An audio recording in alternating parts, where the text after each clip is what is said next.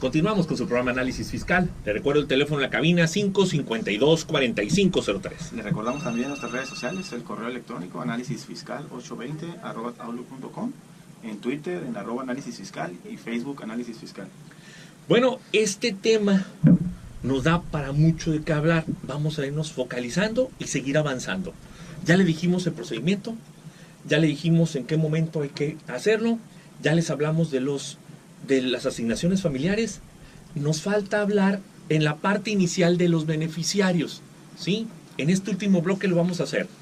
¿Qué pasa con los beneficiarios? Los beneficiarios, en caso de que fallezca el trabajador, se inicia ese seguro de beneficiario y se le determina una pensión. ¿Cómo se calcula la pensión? En la mayoría de los casos, bueno, nos vamos a ir por cesantía y vejez, que es el que natural, le van a dar a la viuda el 90% de lo que le correspondía al trabajador sin la asignación familiar, porque ya no hay asignación. Entonces se recalcula, ¿sí? Y a los hijos que están en condiciones que son menores de 16 o menores de 25, un 20% por pensión, pero si es huérfano de los dos papás, le corresponde el 30%. El 30%. Sí, el 30%. Entonces es importante, pero la suma de las pensiones de los hijos y de la mamá no pueden ser superiores a lo que recibía al 100%, el asegurado. Sí, o sea, es hasta el mismo monto que daban por el asegurado. Imagínense que tenga 6 chilpayates, pues entonces sería una fortuna. Entonces dice, no, está topado. Ahora, luego se vuelve planeación tener chamacos después de los 50. Le explico. Si usted se pensiona a los 60 y tiene 5 chamacos de menores de 16 años, pues le van a dar un 10% por cada hijo adicional como asignación familiar, Antonio. Así es, este porcentaje se lo dan por cada hijo que tenga, menor de 16 años. Así que súmele. En la asignación familiar, es un 10%. Si tiene 5 niños, es un 50%. Si traía 30,000 pesos de pensión, le van a dar hasta el tope de 25, porque ya van a andar llegando cerca a los 50, pero le van a dar el tope. Puede llegar a ese tope, ¿no? Entonces se vuelve interesante, de veras, volverse fábrica productora de niños después de los 50. Y si todavía a los 60 es aventado, pues más tiempo le va a dar por la asignación familiar. Y aquí en caso de que todavía viva con sus padres, en caso de que fallezca la persona, y que no, los ascendientes, y que no tengan ninguno ni esposa o cónyuge, ni... También los ascendientes tienen un 20% de pensión que le toca en este caso por el hijo. Ahora, hacemos una aclaración. Estamos hablando de los ascendientes y estamos hablando de la esposa y de los hijos. Pero en el caso de la esposa o del cónyuge, se vuelve muy amplio ese tema, porque puede incluir a la concubina o al concubinario.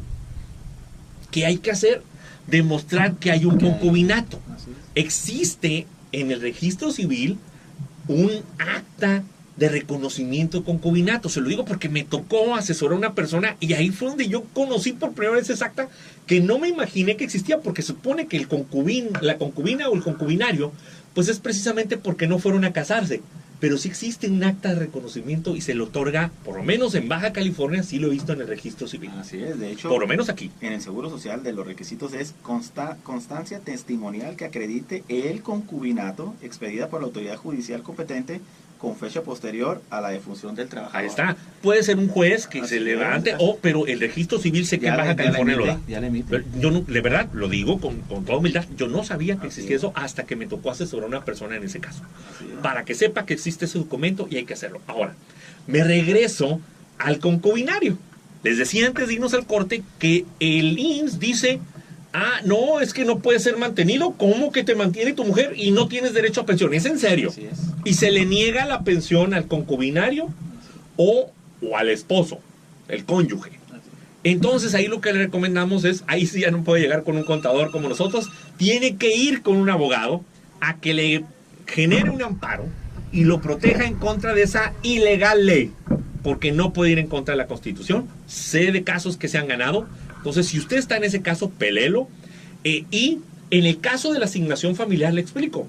Cuando usted se pensiona y su esposo o esposa se pensionan, ambos van a recibir su pensión por trabajador, por estar pensionado como cesantía o como vejez. Así es. Y si los dos viven, le tienen que dar la asignación familiar en los dos casos. Me están pidiendo el número de la oficina, 686-553-4710. Ese es el teléfono de la oficina. Entonces les decía, ¿qué pasa? Pues aquí hay dos asignaciones, 15% por esposo y 15% por esposa.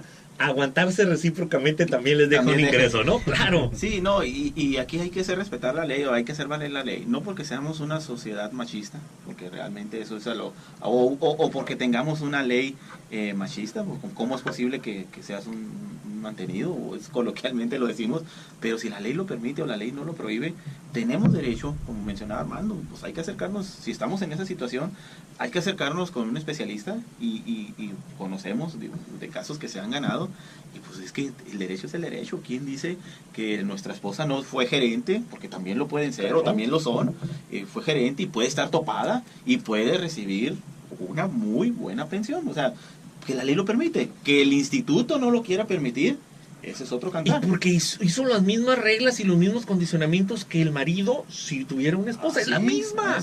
Es increíble que te digan eso a estas alturas de la vida, pero existe ese supuesto. Entonces, si le ocurre, obtenga la resolución, vaya con un juez y que le otorguen el amparo y le den.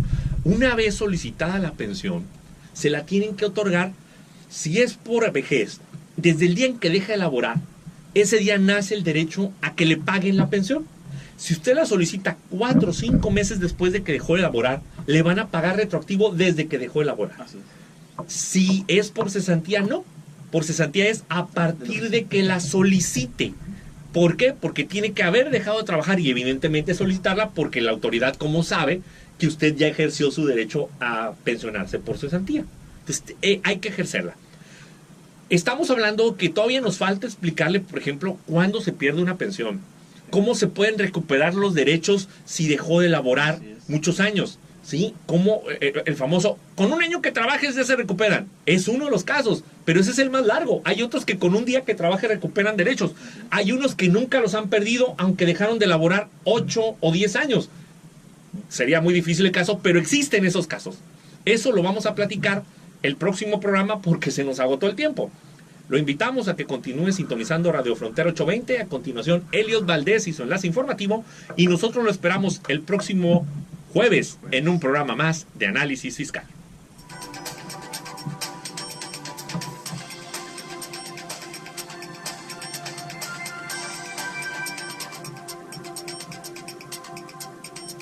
Este fue el análisis fiscal de hoy. Agradecemos su sintonía y hacemos la invitación para que nos escuche el próximo programa en Radio Frontera 820 o en División Radio.